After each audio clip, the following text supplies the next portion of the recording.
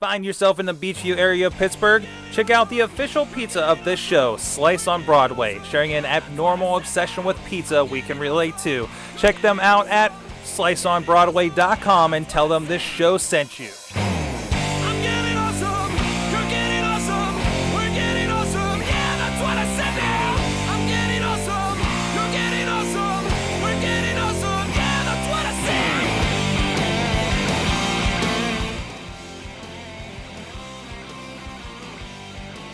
Hey guys, welcome to the AwesomeCast, right from Pittsburgh, PA. We're talking tech, we're talking geeky things. We're going to have some fun for the next, maybe hour-ish, and talking geeky stuff. I'm Mike Sorg, Sorgatron on the Twitters, MikeSorg.com on the interwebs. And with me in studio, back again, John Chilla at Chilla on the Twitters. How you doing, sir? Pretty good. How are you? All right. Probably bring your mic. No, we got you. A little mic, a little closer. Maybe How about a little, I move closer to the mic? That could be a little bit. There you go. So like I said, we're going to talk some tech. We're going to get into here in a second, of course. This is episode 203 of the AwesomeCast. We record live here Tuesdays at around about 6:30 p.m. Eastern Time on live.sorgatronmedia.com. Hit us up on Twitter at AwesomeCast. We're on Facebook. We're on Google Plus as well. You can also drop us a line at awesomecast@sorgatronmedia.com. We're on iTunes, YouTube, Stitcher, Spreaker as well, and hopefully soon on iHeartRadio. One of our other podcasts just got approved for that. So look for Wrestling Mayhem Show and some of our, I think, just about every other show except for this one has been approved. This one just got resent, so we'll see what happens with that. Did you get like a kickback or? No, we're just in the iHeartRadio app now. No, I yeah, but like how you're saying you had to reapply? Yeah, we got declined on like this and a Mayhem Show for some reason the first time. But give it another shot. Mayhem Show got in. We'll see what happens with this one. We'll see. So with that, let's get right started with the awesome thing of the week. Chilla, you got a cool gadget here. I do. I picked up the Dropcam Pro. So for those of you who aren't aware of what the Dropcam is, it's pretty much just a little webcam that is wireless, and you can plug it into any power outlet in your home.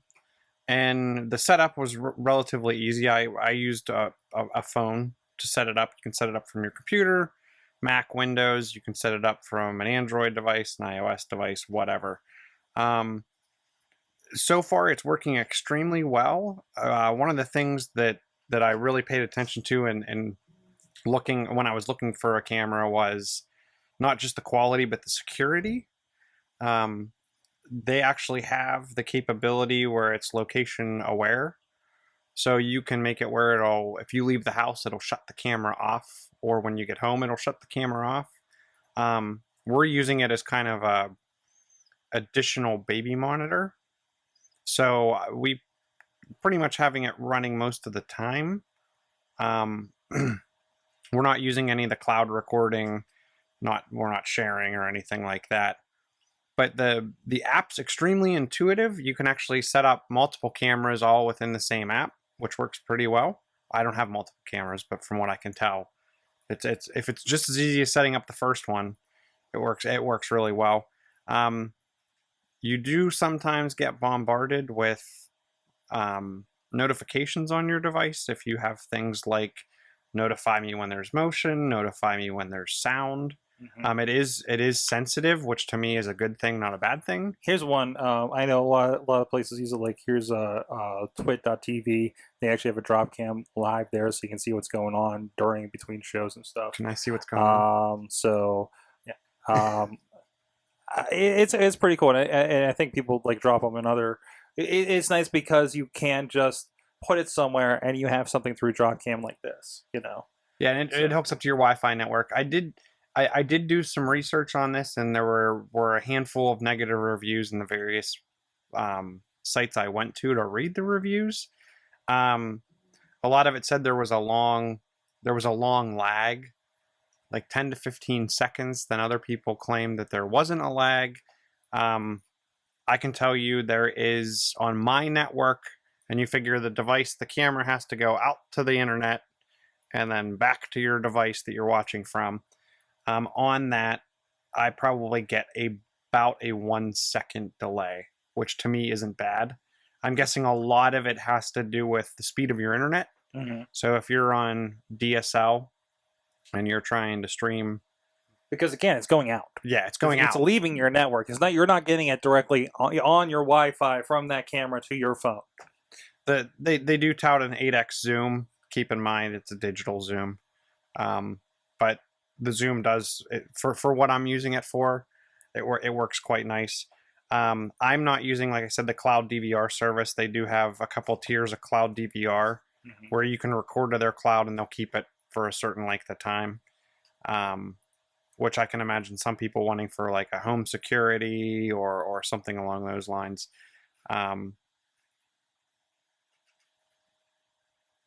It looks like they're doing activity recognition, which is a web-only beta.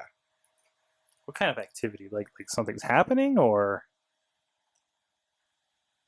So you can train it to know what's what, where it's, and what it's pointed to, and use it to key you off if there's someone in a certain portion of the room, or if a certain thing like the refrigerator door is left open for a long period of time. Wow, that's pretty cool. But the plan pricing anyway for cloud DVR, if you want 7 days of saved video, it's $9.95 a month or $99 a year.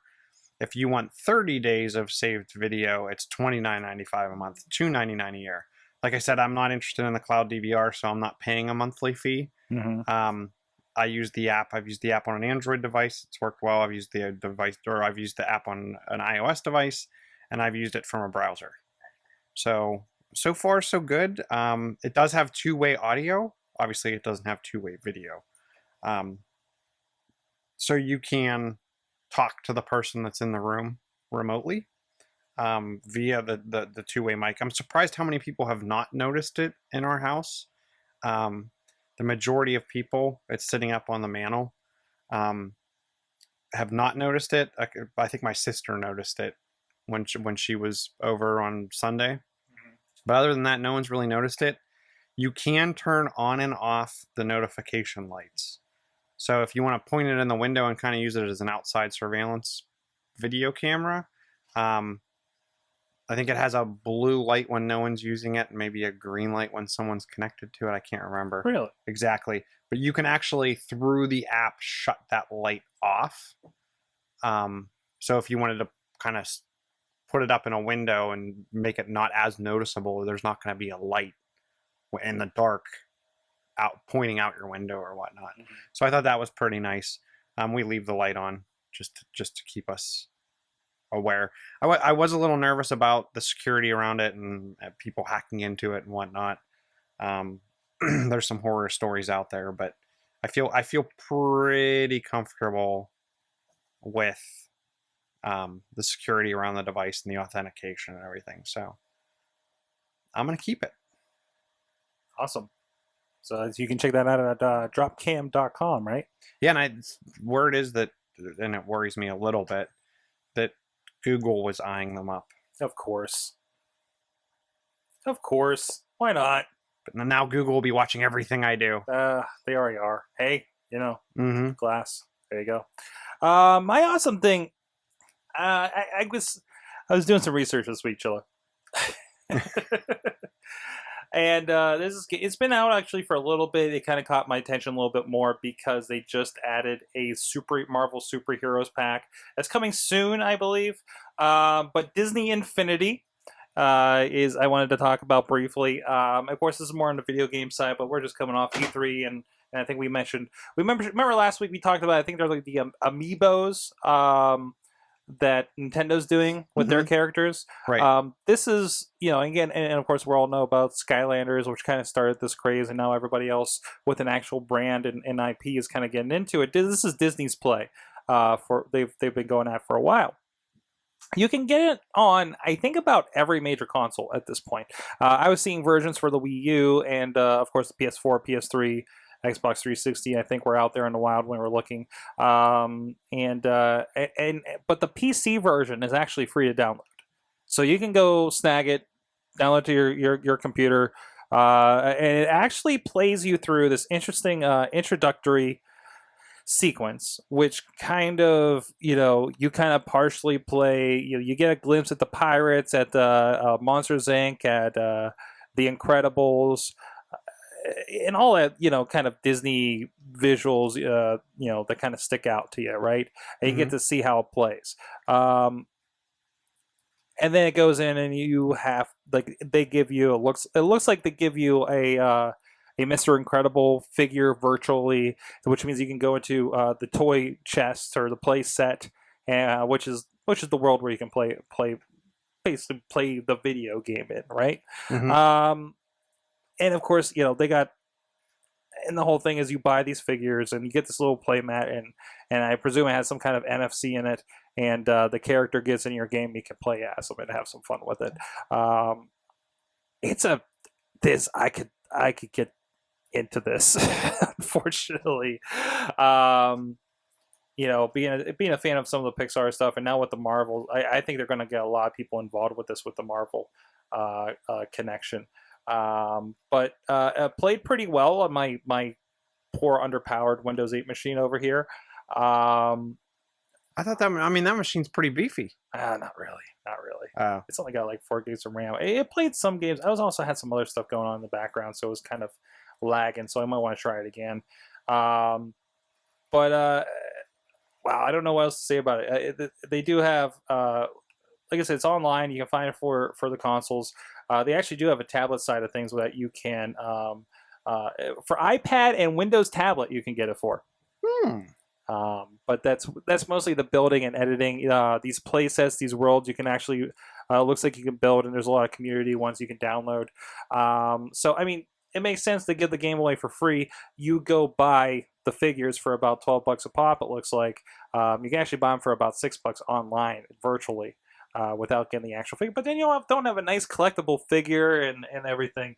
We were just kind of looking at it because we saw Mater from Cars, and my father-in-law is a big fan of Mater. So we're just like, I wonder if that's something they get into. So I've been kind of, I don't know, it sparked my interest, and I've been kind of poking at it the last couple of days. So I'm looking on the App Store. Disney Infinity Action looks like can meet the characters. Is it, you have to, it's on the iPad only? It says iPad, but you say, is there an iPhone version, or? There's an iPhone version, but it's like, it looks like it's like a add-on, weird offshooty version of it. Yeah, like you can take pictures of yourself and import characters into the photos.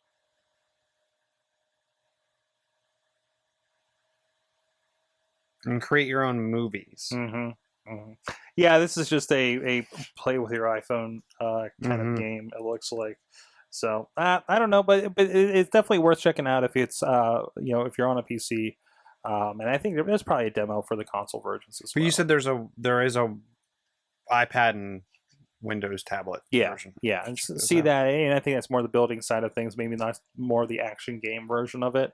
I don't know, it could be, because it looks like, I don't know the way they're representing on here. You get to, I'm sure it doesn't run on my iPad since I have an iPad 1.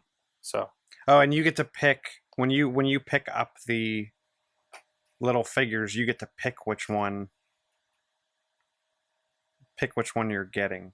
It's not like some of those. Have you ever seen those little toys that you'll get like a box and it's like a mystery of which one you're gonna get inside?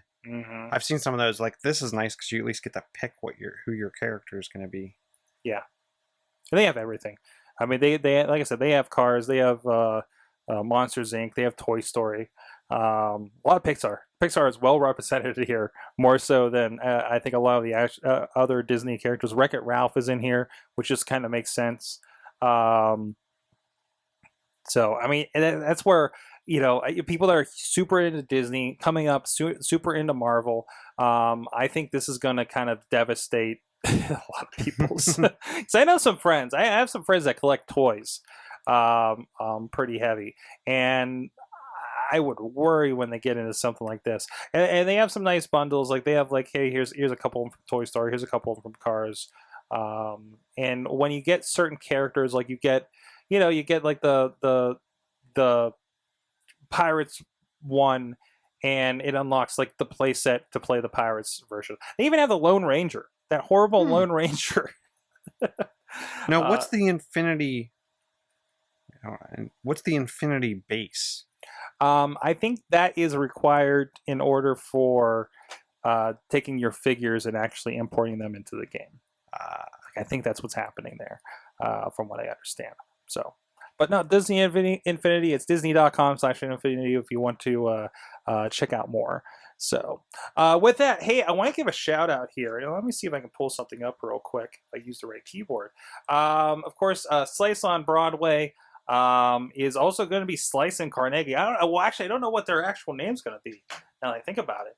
But they actually had some pictures up on Facebook. They're going to be opening a new place, and of course, providing pizza for anybody that comes in the studio. Like Chilla here, he was munching on it before we started the show, and it's tasty. It is some good stuff. I was jealous. I think Sunday night or Saturday or Monday or I don't know, sometime over the weekend.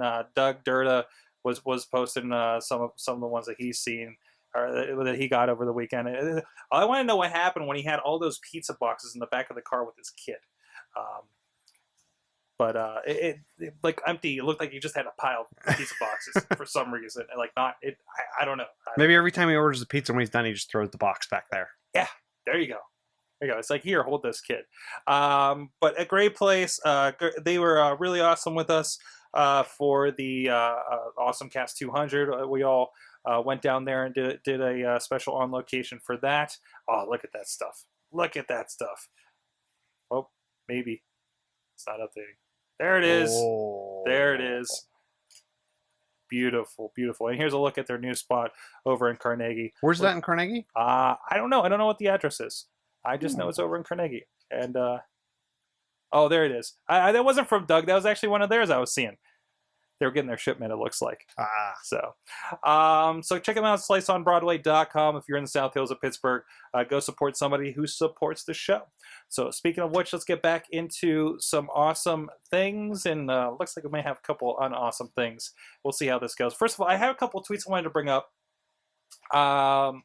First, shout-outs to Chachi and SirCoinToBegin.com. Had a great article. Something cool happening in here in Pittsburgh. The 8-bit art of Victor Dandridge. They actually had an event, I believe, last Thursday here down at the Toonseum downtown. Of course, the place where the great place that hosts our Chachi plays for the last several years. And it's a lot of pop culture characters like this, like you're seeing here, some My Little Pony. There's a little bit of Doctor Who, Captain Planet I'm seeing there, a little bit of Marvel. A few shots there, and they have some additional wall art that they threw up. I know there's some Donkey Kong you see going on there, so it's cool to see them. I wish they were set up for this when we were over there for Chachi Place. That would have been the perfect setting, but we just missed it by about a month. And I guess he was saying that if you go down there, like there's a challenge to guess the 159 characters that have been turned into 8-bit art, of which Chachi says here in the article he got 90 out of the 94 guesses that he made. Wow. So, really cool. Go check it out. Toonseum downtown over on West Liberty Avenue in the Cultural District, and see some cool geeky art. Just a really good place, a really good cause to support. Also, Fuzzy Frank Chenoweth that was on here just recently. He was telling us about the Le Mans. Was it Le Mans? The Le Mans race that they're streaming everywhere. So he had an awesome picture over on Instagram he put up last week, watching it on his several devices. You see here's on his, looks like his Android phone or tablet. Actually, it's probably a tablet, right? Or, I don't know. Yeah, and I was wondering, is that Chromecasted Chromecasted to his TV, or? Well, it actually says... It just says two different feeds. This makes for a great Sunday morning. Well, he also has several Android devices, so I bet he was doing it that way. So, well, it's awesome. That is awesome. The app is Chromecastable right off the bat, too. So, and I've been seeing a lot of tweets actually from people enjoying the Le Mans race over the last week. Old host of the show, joined us for 200, Rob De La Creta. I caught this tweet by him. There's a site called Travel by Drone, and first of all, the site is here's a look at the site right here. A bunch of tags here, and actually we'll kind of get into our area. where we're in Pittsburgh. For some weird reason, it put me in France when I opened it up. Yeah, I think this is like based foreign. And so it starts you off in Europe. But if you tag in Pittsburgh, and here I'll start with somewhere else. But the whole idea, like here, I'll start this in Detroit. It pulls you up a YouTube video, and it's a video of going over the cities by drone. See, there's Comerica Park. There's some other landmarks. They were showing some devastation, it looked like, in Detroit, actually. But no, he said in his tweet that notice Pittsburgh is, and I'll get exactly what he said in his tweet. Just wanted to point out that the Pittsburgh video on travelbydrone.com is better than most other major cities. Just saying. And here, I'll just go from the top here on this video if you want to check this out, Chilla. They look like they did a little bit more treatment to these videos. Really smooth. Like some of them I saw, you see the like the movement of the camera. You see the movement of the camera, and it actually speeds up and slows down. Yeah, they did a picture of the traffic coming over the bridge, and it kind of, you can watch as they kind of move the camera up over the bridge right there. Yeah, you can see they're obviously kind of speeding up they're doing a lot of time shifting in this to kind of move it along there. So it takes a while for that little thing to go, great distances. Versus and some of the other videos, again, don't have this post treatment. And when I say you saw the movement, you saw the herky jerky, like I'm moving the camera on the device, over here, versus this is a nicely produced and timed piece and everything. Do they say really who cool. actually, like, what equipment they used, which drone it was? No, it's just a peg, and it goes here, and I got a YouTube video, but I bet if you go through the YouTube, we can find out who exactly did it. Pittsburgh from Brian Aiken, it looks like, and he did this back in November, and if you get into it, he doesn't really get into it. It's just credits for the music and the song and everything, and there's some friends of ours actually commenting on the video. So, but super sweet video. The cool things you can do, the kinds of shots you can get with drones. I mean, remember these are shots that used to be helicopter shots or crane shots and stuff. If you got them in the movies, and now you can buy drop $1,000 on a drone and do it all yourself. With the right little bit of skill and driving and post editing. Some really cool stuff. And I bet you, they've done a little bit of stabilization to these too. When I like how it starts in the morning and goes throughout an entire day. It starts at sunrise. It's kind of like hands up on the city. It's kind of like it's got that Pittsburgh from the air vibe that they were putting on PBS locally here. Over the last couple of years, but that was a plane and a helicopter and everything. So what would be really cool is if there was just a drone sitting around that you could remote control and take a tour of the city.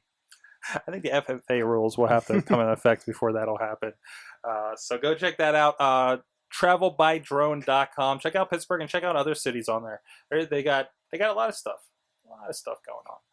Looks like they got one in the middle of New York. They got some around New York City, up in Connecticut, Detroit, Ann Arbor, Chicago. So, a lot of fun stuff.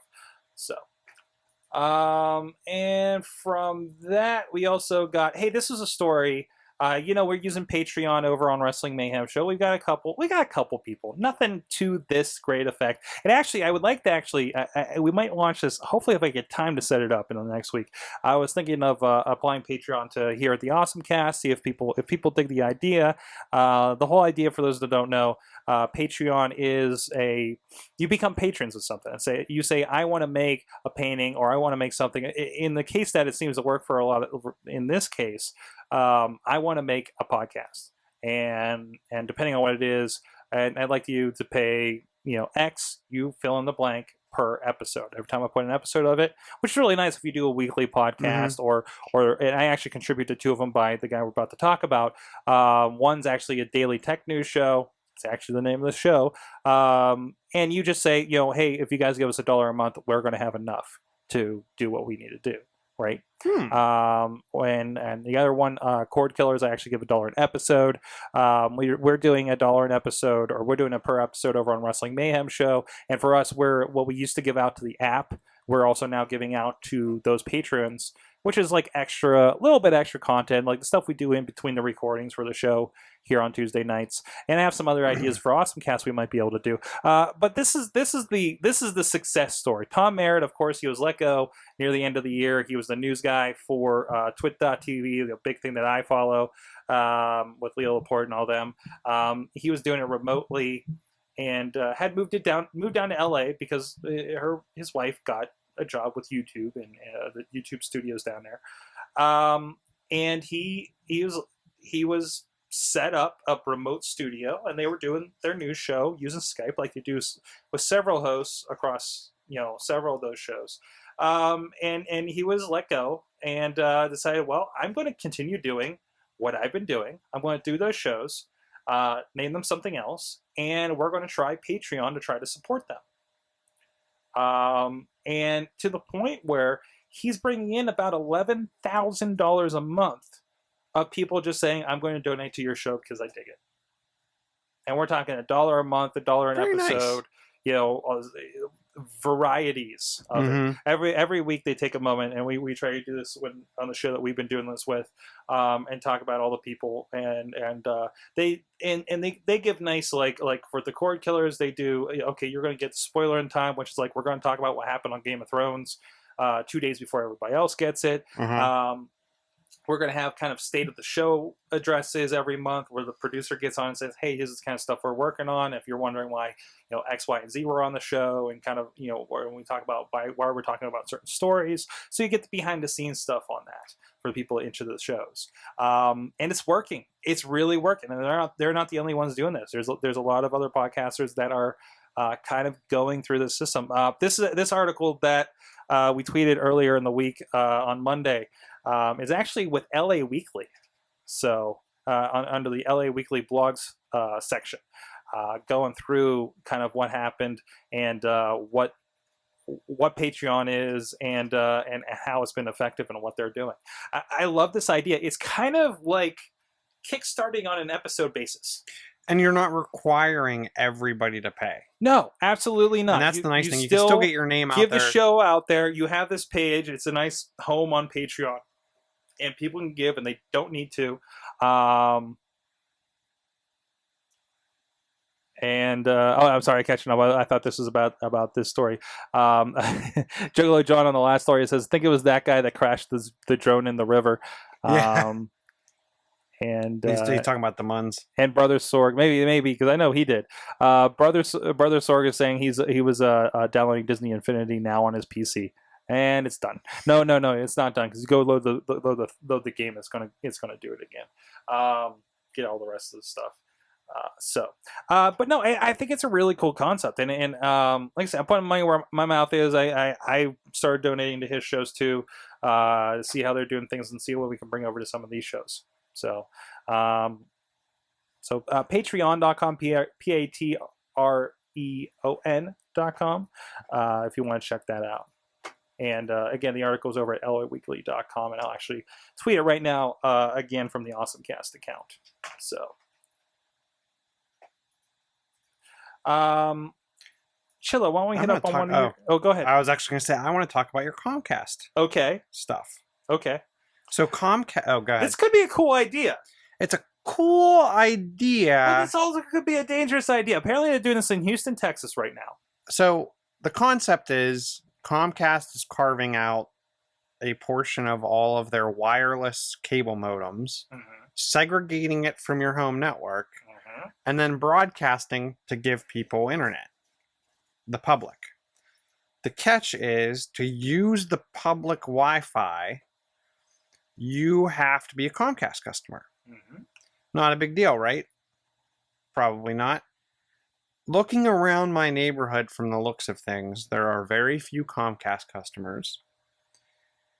And I was thinking about it in the city where I am most of the day, when I'm not at my house, there's none. So my day-to-day life, I would rarely be able to use it. So this has been also explained to me in the idea that I'm over at a friend's house, and instead of him giving me the password to his network, I get on the public Wi-Fi. But again, You have one problem though. then You're not a Comcast am I customer. am I a Comcast customer? And I go over to your house? What happens then? So that kills that whole argument. You have to be a Comcast customer to leverage it. And I don't know, is Houston an area that is exclusively Comcast? No, is there they no have FiOS? There's no FiOS, but I think they have AT&T Uverse in the Okay, area. okay. I think. And so there's that. And then there's so you claim that you have enough bandwidth to push this off and not affect my home bandwidth. Which I could believe. Okay. I'm thinking that they would do some kind of, and not to get too techy here, but do like quality of service packet scheduling, where so you can give priority to the home network versus the public network. Okay. And if the home network is hitting capacity, it's going to give your house priority pretty much. So But- it is, but it's maybe not. But the other thing is that for the typical user, how many people are going through? Because I think I think they were testing it with like 105 megabit per second plans. Mm-hmm. So like, I think I'm 75 down. I don't know. I think I'm 50 up. I think I'm 50-25 myself. Yeah. So for us, if someone And sat, you're Comcast. no, I'm You're not. FiOS. I'm FiOS. Okay. So for the average Joe, though, just watching Netflix, and they have maybe a phone and a tablet around the house, probably not a big deal. Yeah. Especially if you're on like 105 megabit per second plan. What I don't see is some people have said this is going to be how they turn on or try to spin up part of a cellular network and That's voice crazy. plans. That's crazy. Unless they got crazy range on a lot of these Wi-Fis, I cannot. No, it's see that. 802.11n. Okay. So you're getting, what is it, like 100 yards line of sight? Okay. Okay. But yet again, you have to have enough houses in the area with Comcast, with one of their modems on this plan. And I just look at it as, I don't think it's enough for a lot of people. I mean, it's a nice to have. But the other thing I look at is how many home routers now come with a guest network on them. I can spin up a guest network in about 30 seconds at home. You can, but what about the regular population that doesn't know how to do that stuff? It's a check mark. It's a check mark and give it a name. Well, they hit the check mark on everybody's router without telling them. And that's what bothers me too. I don't know about, it wasn't opt-in, they just turned it on for everybody. Yep. Which I don't think is necessarily And apparently right. they've been rolling out these new Xfinity routers, and now I remember when I was on Comcast, and I had the same router for years, to the point where they're like, "Why do you still have this router?" They've been actively reaching out, not a customer, excuse me, not a Comcast customer here, of course, but I wonder, has anybody else out there been updated to this Xfinity network, whatever, and gotten this kind of new hardware? Are they kind of forcing those updates a little bit more?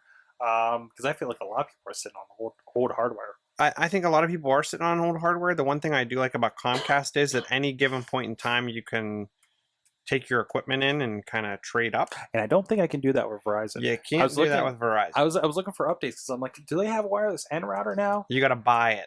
And that's, oh man. So what I ended up doing they need is, to change that soon. So because, I mean, Xfinity is going to eat their lunch, saying, hey, we got the fastest router. They're right.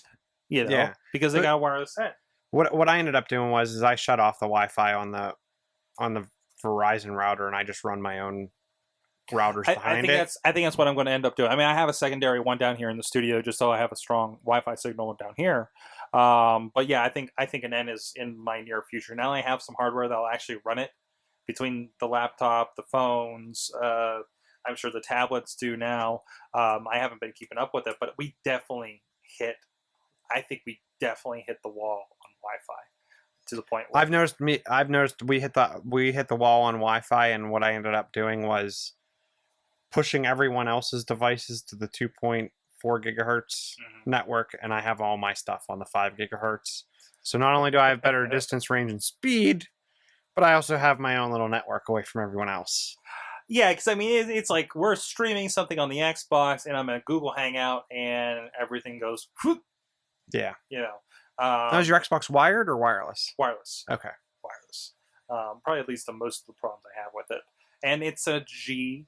Okay. So you have the gray adapter. I bought it. Yeah, I got it when I first got the Xbox, which was like Yeah, that's the only thing they had. The Xbox Elite. You know, I can't run. Not up for running a cord down to where it's at. And plus, we've moved that thing so many times around the living room. I'm glad we never ran a cord down there. So, we actually have a cord into a router in the back of the TV. My Wii still works fine. I put the Wii up in the office and I kicked it on, but watched some Hulu on it, and playing a little bit of Zelda, and yeah, it works just fine Works for good. the most part. Cool. Gets hung up. Oddly, gets hung up on the commercials. There's always been a problem with Hulu, and it's weird too because the CW it has the same issue. Now it doesn't pause or buffer, but the quality is horrible. Really? So I don't know if it's even the CW and their content delivery. They don't want to spend as much money on that bandwidth. Yeah. So the video quality is poor. They're not going to push it.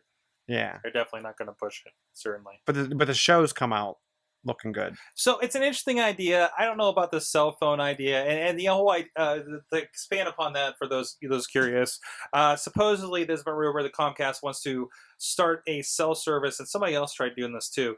That's Wi-Fi first. So you got to think I'm driving by, and if you can toss off to all of these Wi-Fis on your internal network, it'll do that if it's good at doing that. But as a backup, they do have a deal with Verizon that it will so it'll do Wi-Fi first, and then toss up to the cell. T-Mobile tried this. Yeah, and I mean that's who did that. That's right. And they're a pretty big yeah cell carrier, and they couldn't make it work. So I don't know. Rumors about Apple might be trying to. No, the interesting thing about the T-Mobile was it could actually go across any Wi-Fi network. Like despite security? No, it could go across. If you, okay, it's not just like the Xfinity it's not just homes. the Xfinity homes. If you could jump on a Wi-Fi network, you had service. And I think they partnered with, for a while, some coffee shops and some major kind of chains. Hotspot service. Yeah, right? Yeah. So you could. I mean, to me, that made more sense if I'm at home. Then I don't use my cell minutes. If I can get to a Wi-Fi network, I'm not using my cell minutes. From the Comcast perspective, it sounds like I'm going to have to be connected to a Comcast Xfinity Wi-Fi. So I don't know. Let's pull up one of your stories here. So I'm gonna complain for 5 seconds, and I'm gonna steal, and I'm gonna do 2 stories in a row. So why are emojis so important?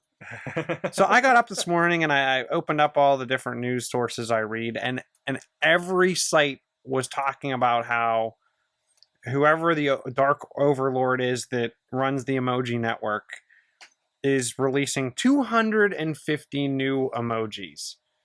And there's some links on some different sites that send you to like this Emojipedia, which is their own version of a Wikipedia. But that place doesn't even have what the pictures look like yet. They just have descriptions, and it's like speaker with airwaves going left, speaker with airwaves going right.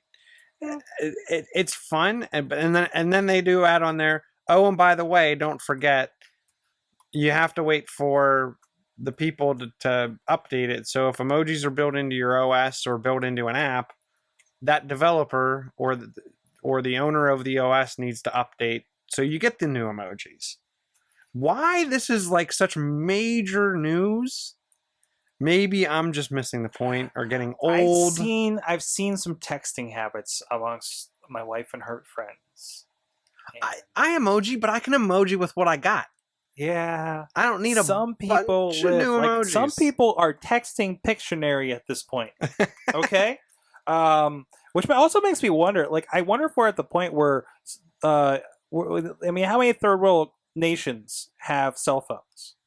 How many illiterate third world nations have cell phones? And I'm sure they're doing just fine with semicolon parenthesis. There's a fantastic from TEDx Grand Avenue with I can't remember his name. He's the one that does can't remember. Thread, I think, is the company, but they do a lot of stuff helping with, I think it's the Dominican Republic, if I'm not mistaken.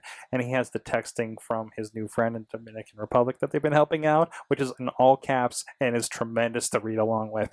So go check out that video on Grand Avenue, TEDx Grand Avenue. I mean, I do use emojis. I'll say I use them every day.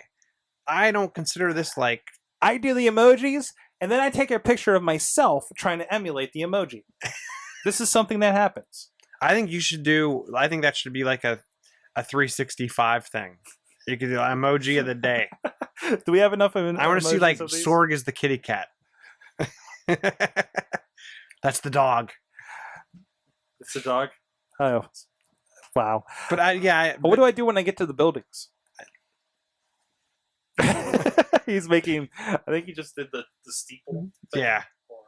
I guess that was the church, probably not the building. Probably. I don't know. But one of the more interesting pieces of news, and it's a Kickstarter that I found. There's an OS release called Console OS, and it allows it's a Kickstarter, and they are going to build. And that link didn't. What? I got it. I must have clicked the wrong one. Console OS will let you run Android on a Windows PC or tablet. Side note to this, Chachi and I found the Slate 24-inch, I think, Android tablet at the Best Buy over the weekend. What the hell? A 24-inch Slate? Yes. What did it run well? It seemed to. I don't know. Ask Chachi. He's the one that it looked like Android. You know? But what they're saying is for $10. Oh, by the way, on the emojis, teenage girls. Teenage girls. There you go. On the console OS for $10, you'll get a copy of the Pro version, unlimited free upgrades for life, and you'll actually be able to. This is saying windowed Android apps running inside the console OS interface, not Windows. And then one of the things they're saying is this is going to be a lot faster than running Android on top of Windows or in a virtual machine, etc. You can actually also, and they're actually going to include drivers for specific devices like Dell Venue 8 Pro, Lenovo's Mix 2, the Intel NUC. And if you contribute additional money, you can actually give input to what devices they will actually support. So you get $5, vote what PCs and tablets and 2-in-1s you want the console OS to be built for. $5 equals 5 votes. $10 you get version 1 and free upgrades for life, and you get 10 votes for what devices you want. $25 you get the OS and 25 hardware votes. So I think it's pretty nice. I think it's a good idea. And I like the idea. It's a dual boot and not running on top of as an emulator on top of another OS. Don't get me wrong, I use emulators just so I can do some random testing. But this kind of gives you the full quality, and it's actually optimized for the hardware that you're running it on. So we're talking about like we're probably going to do it on Slate. Like it needs to be on a device by device basis. Like I can't just probably toss it on this random Windows 8 laptop over here. You could probably toss it on there. The question is drivers. I bet you your Wi-Fi will work because everyone uses either the Broadcom or the Intel chipset. I bet you your Wi-Fi is going to work. I think it's going to be the things like the built-in camera, the webcam. Pieces and parts of that. I think that's where you might get stuck, or Bluetooth if you want something. If you want to leverage Bluetooth, that's where I saw even trying to emulate Mac OS. The Bluetooth stack's a little rough to deal with, and the Wi-Fi drivers are a little tough to deal with. They're about halfway there too on their Kickstarter. They're at 28,000 of their $50,000 goal with 54 days to go. They could make it. They could completely make it. Yeah, I think this one's good. I think this one will make it. I'm definitely going to contribute to this. I think it's worth it, especially $10 for a license. And I mean, for some of the devices that they're talking about building for, you can pick up that device as cheap, or maybe even less than some of the Android tablets, and you're dual booting Windows and the console OS. Awesome. Something else new this week: Amazon Music is a thing for Prime. Pretty much, it feels kind of like what you do for Amazon Prime Video. Like there's a selection, but we're going to show you all the stuff that's not included too. I downloaded. I had the music app, and I actually have some songs that I uploaded. By the way, they've lowered how many songs you can upload for free. Oh, that's nice of them. So that's nice to know. That's okay. All those songs are on the Google Music service, anyways. Since I think they let you have 20,000 songs over there, still there. They're fine. I'm good. I don't know. I liked it from a little bit. I listened to it. Like I pulled up Green Day Dookie and I started listening to that, and it played fine. That's all I know. I was looking at some obscure stuff, like Twisted. They had the last couple of albums that looked like, or at least some of the selections off of them. Like they don't even have entire albums sometimes.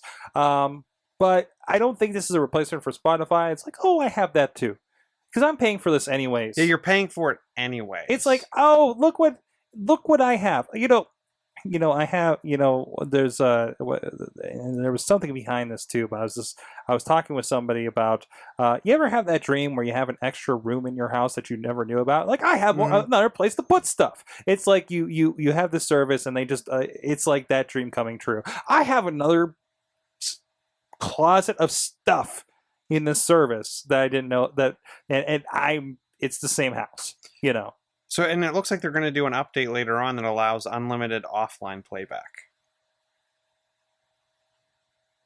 But they're not currently available to download just yet. Interesting. And it's to support Kindle Fire, iOS, Android, PC, and Mac.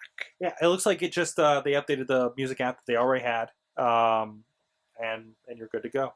So, just one more reason to be on Prime, and they did just raise it from $79 to $99. I don't think that's bad. I didn't have a problem with it as a user, I think it's catch up, for as much as I use that, that's fine. I get just shipping alone, I get my use out of it. No problem. So Star Trek might be happening. They are actually, NASA is working on a new ship, which they are actually apparently calling Enterprise. They commissioned a design for its first warp speed spaceship, according to articles that were going out this week, including this one from The Verge. There's kind of I think this is just a concept of what they're trying to put out there with the IXS Enterprise is what it would be called. But no, they do have on the drawing room table a version of Lightspeed that they're trying to break. So who's going to be in there testing that? Oh, it's going to be the monkeys at first. You know that. The poor monkeys. And then the monkey's going to come back and says, "You son of a bitch. I found these people that gave me intelligence." Well, I thought one of the issues traveling that fast was you pass out and could potentially suffocate. Traveling and this is where you there's a lot of problems. According to Cosmos, we can't go that fast.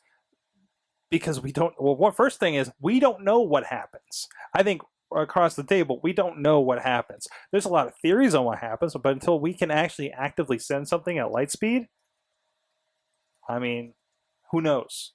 Who knows? I'm asking Google. I bet you Google knows. What would happen if you traveled faster than the speed of light?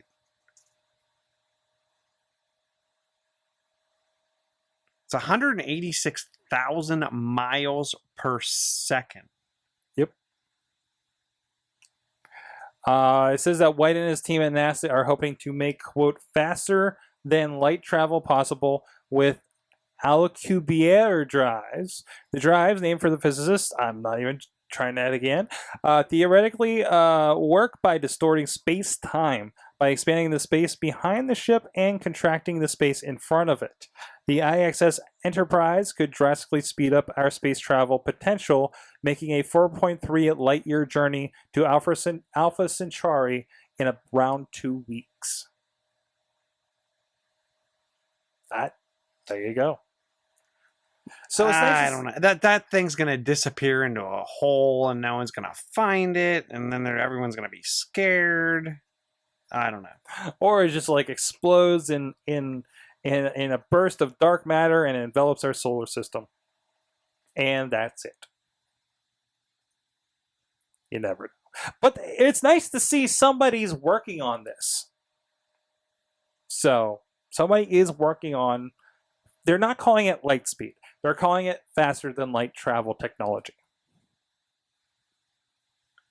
And I don't know, is there a difference in that, or was it just we're trying not to sound like Star Trek? Other than the fact we named our ship the Enterprise. Well, and I don't think it's that. I think it's that they realize they probably can't get it going that fast. So as an object approaches the speed of light, its mass rises. If an object tries to travel 186,000 miles per second, its mass becomes infinite. So does the energy required to move it. For this reason, no normal object can travel as fast or faster than the speed of light. So maybe it's like 99.9 repeating percent as fast as the speed of light. It's saying faster than light. So maybe if we go faster than that point, everything's just fine. Could be. You don't know. You don't know that. You're not a scientist. You're not a light scientist or something, right? So your mass will double at 90% the speed of light. It's 10% the speed of light. Its mass will only be 0.5% more than normal. I don't know. This sounds like a bad idea. They're going to break something. They're going to break the space-time continuum. It's going to be like Back to the Future, and we're going to be in alternate 1985. Or just be even more confusing, like the Marvel Universe. And I got to see here, you got iOS Beta 2 drop today. Are you playing with that? I am playing with that. I only have it on my iPad for right now. There's an application that I use that is not... Actually, out of the probably, I don't know, let's just pick a number, 75 apps that I probably regularly tinker with. I have one app that crashes on launch. So that app, so I have it on my iPad so I could keep that app and keep using it on my phone. It's something I have for work, so I kind of need it. That's actually what allows me to access my mail, my contacts, my calendar, the internet at work, pretty much everything that gives me a gateway into work when I'm not physically at my desk. So it's kind of important. I hear they're working on an update, the vendor that we use. So I'm liking it so far. I didn't notice a huge, I know a lot of people are saying battery issue. I didn't see that on the iPad. Have you played any with the Hey Siri? I have not played with Hey Siri because it has to be plugged in and have Wi-Fi on at the same time, which throughout my day at work, we don't have Wi-Fi. And so therefore I can't use it. And when I'm at my desk, I'm plugged in, but then I can't use it because I don't have Wi-Fi. I haven't played that much with it, and I think it would be more useful on the phone. The interesting catch to it is one of the things is you have to be plugged in to use it right now. I'm guessing they'll do something to fix that. I bet it's going to be the new phone has a chip that does it, and then the rest of us are going to have to do that. But one of the interesting things is for all the people that use some kind of external battery case that mimics a charge, you're all going to have it natively anyway.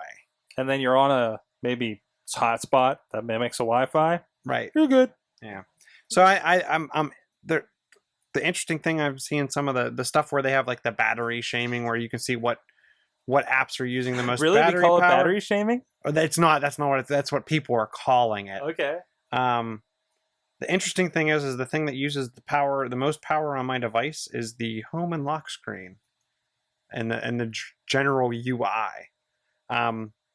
Occasionally some of the games I play will spike that up. What else did I play with? The new messaging I love. That's my favorite part.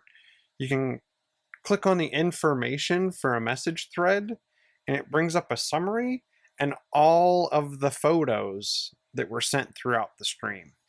So I'm really liking that. Now I'm not running the beta of the OS, which I will be installing at a later date. So continuity and handoff and everything I can't really test. I heard today that with the new, because they also dropped the beta for Yosemite, with that handoff starting to work, but it's only working, I think, to respond to text messages. The voice handoff isn't working yet. Keeping in mind we're months and probably 6 betas away from launch. So there's a lot of time for it. there's plenty of It's time. fine. Yeah. It's fine. We'll probably see another beta in 2 weeks, and then probably after that we won't see another one for 30 more days. So if you Google iOS beta history, you'll have 1,000 different hits with timelines and comparisons throughout the years of what shape or what the timing is between the betas. The first 2 are usually 2 weeks apart. Yeah. Right. So I'm excited for what's coming out, and I'm hoping that app gets fixed so I can also use it on my phone. That's a big thing for me. I'm still waiting for 4.3. Hey, real quick, I'm wearing them this week. Look, I'm wearing my glass again, Chilla. I've been trying to during the week. Just I don't want to. I'm really worried about going out in public because the Daily Show just told the world that we're all glass holes. Glass holes. So I'm kind of a little more concerned. There was a movie theater chain. There was some jackass that did threaten to punch me in the face at Chachi Place, but he was also just all around an asshole, and wanted to time challenge everybody and all that crap. That's really nice of him. Yeah. Like, we're doing a charity thing here, buddy. It's like, what do I do to get in? It's like, we told him, like, that's $50 for a spot, It's like, it's a charity. It's like, oh, that's a little too much. It's like, did you listen to us when we told you it's a charity? Was this just someone that walked in off the street? Yeah, he was just somebody that walked in off the street. And we're just like, yeah, I heard, he was in town for something at the hotel up the Wyndham or whatever that is up there that the furries always stay at. Okay. Yeah, and I had to talk to him. He was just a general douchebag. And that's like the only time I've had any resistance wearing this thing in public. And that was the only time I've worn it in public for a while too. Though considering doing a little bit more, I hate wearing it on hot days. It's just like an extra thing on my face when it's 85 degrees out. Do I really need that? Mm-hmm. But no, generally just around the house to kind of stay connected as I'm toiling, down here in the studio or doing chores or as I'm working in the office. Sometimes if I'm driving around some errands or something. But I try to, like, I went to Chipotle to go pick up dinner, and I was like, I'm just going to leave this here. I was like, my dog will keep an eye on it. I'm not interested in answering questions sometimes. I just want to kind of use it. If they could get the price down. Well, here's my problem too, and I've been telling everybody for 4 or 5 months now that they've let everybody buy it. It's like, no, don't, unless you got a really, really good concept, really good reason for this thing that's worth $1,500 for you. Yeah. Not just to have and send tweets. Like, I feel like most of the thing that happens is I get my tweets, which is, it feels horribly, horribly undervalued for what it is. Mm-hmm. They've added a lot to it. I mentioned, I think, before the show. OK Glass. They've added a few more commands. Like, I noticed. I'm starting to take notes. So, but you can tweet directly straight from OK Glass. Send. And I can hear it sing. I can say post an update. No, that's find a place. OK Glass, post an update. Testing Twitter on AwesomeCast live. And sends. So post an update goes to Twitter. Post an update goes to Twitter. And it does say, if you're like, well, what does that mean? Because one was like, OK Glass, take a note. And it does actually remind you, take a note with Evernote. So it gets in there if you forgot all the crap you turned on here. Okay. I'm really excited that the Google bought Word Lens, so that's going to be just an integrated thing, and that's the thing that we talked about several months ago. I did a little bit of video with it where I went up to the grocery store that's pretty much turned into a bodega, and I was reading some of the Spanish stuff. And it translates everything, and it's free. They've opened it up. The language packs are all free on your iPhone since they bought it, so you can actually go and get word lens on, I think, both Android and iPhone. Download your language packs, whatever you need, and go ahead and go for it. So use it. Go. If you can't find anything, go download it. Go to Google, tell it to translate something to Spanish, and see if it translates it back.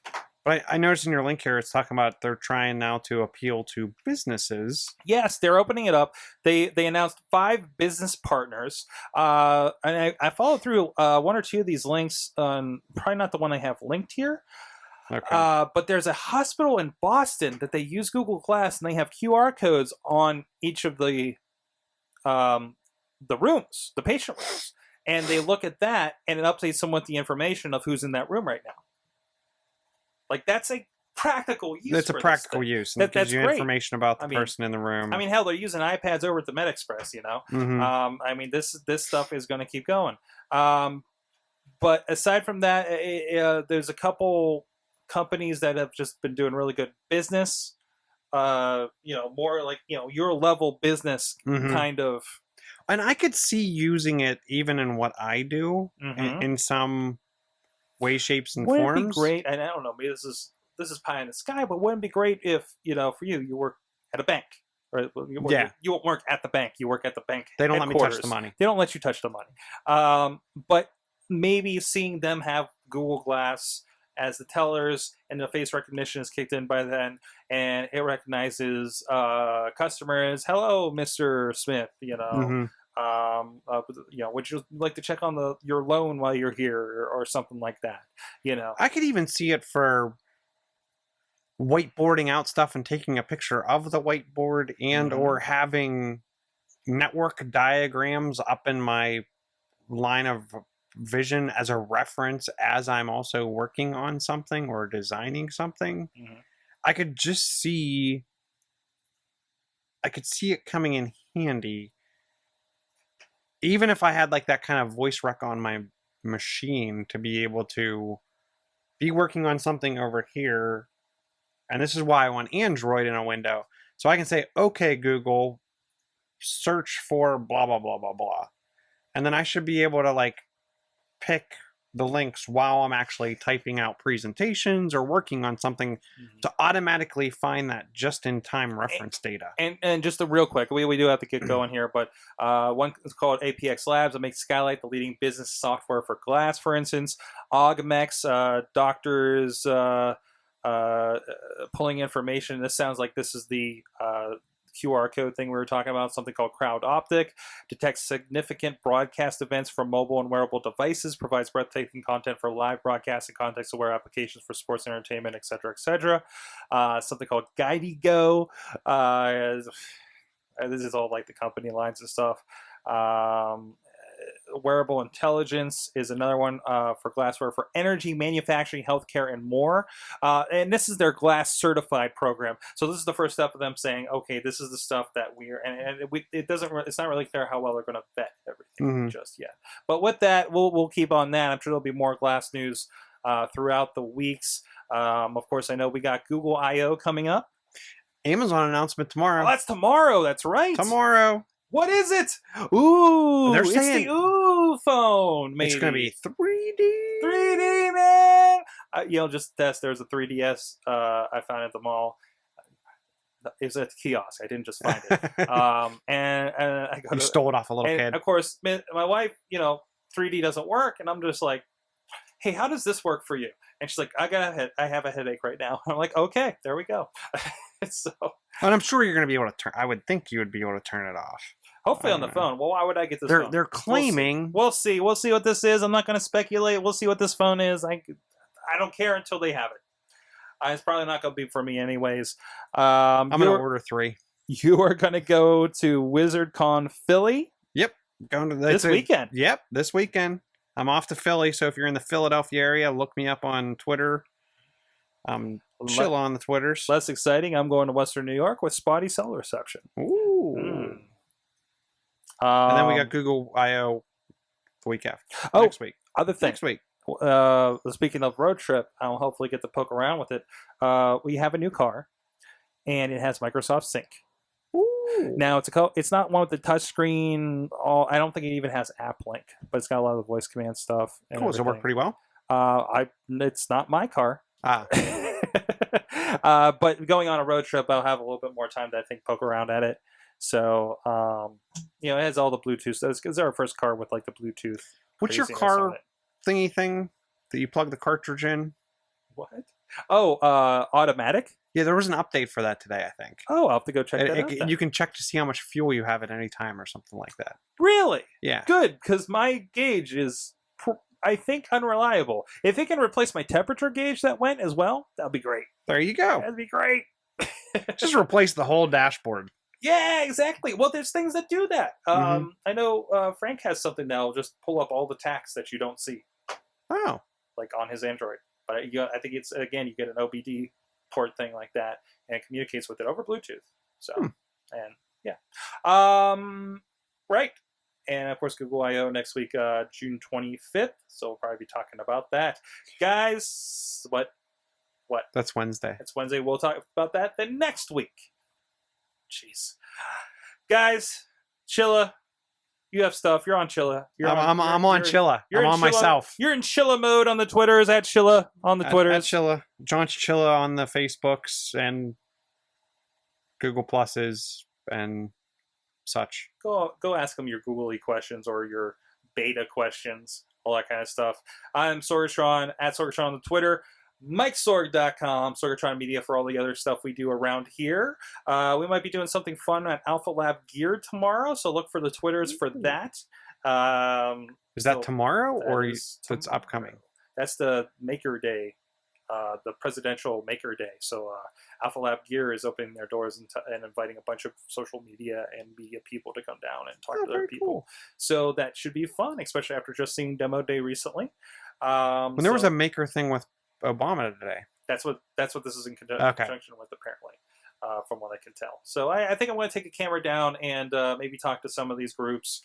So I mean, that's one of the things I want to do, and I'm hoping with the Patreon maybe we'll kind of establish that, because I think I want to use the Patreon as I would love the idea, because I maybe we'll see what users think of this. I like this show as more a conversational about tech kind of thing, and much like we did the wrestling show, we kind of spun it out to an interview show.